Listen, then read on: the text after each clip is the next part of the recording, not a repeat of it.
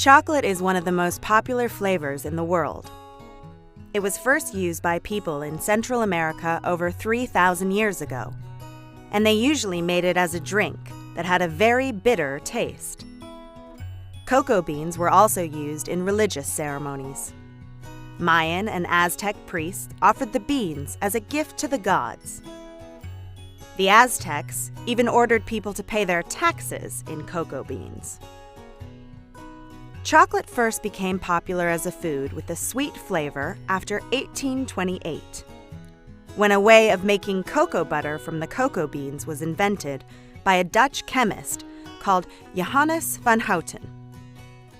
The first chocolate bar was made in England in 1847, and milk chocolate was created in Switzerland in 1875. But the chocolate-making process has never been simple. Even today, producing chocolate can take a long time.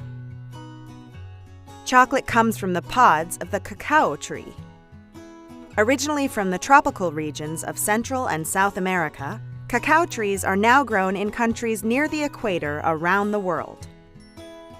The largest producing countries are Ghana, Ivory Coast, and Indonesia.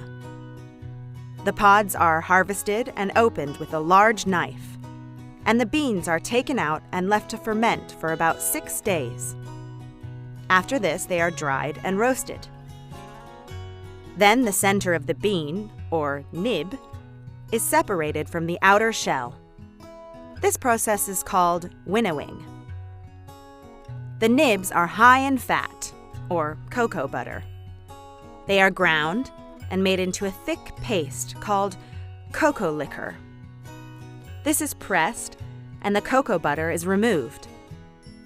The remaining cocoa liquor is left to cool down and become solid. Sugar is added to this mixture, which is then made into a dough. Next, the dough is refined through steel rollers until it is a fine powder.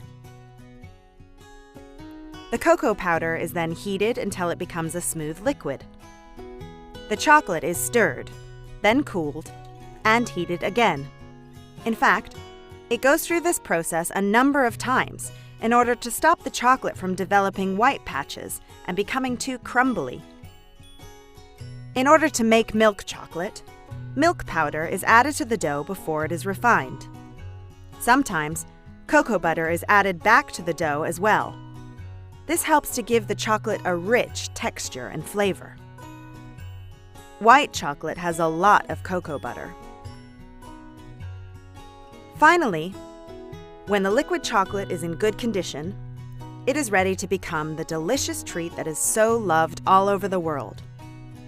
Sometimes it is left to harden in molds to become bars of chocolate, or it is added to ice cream, or cakes, or biscuits, or muffins, or cereals, desserts, milkshakes, fondues, brownies, pretzels, waffles, fudge,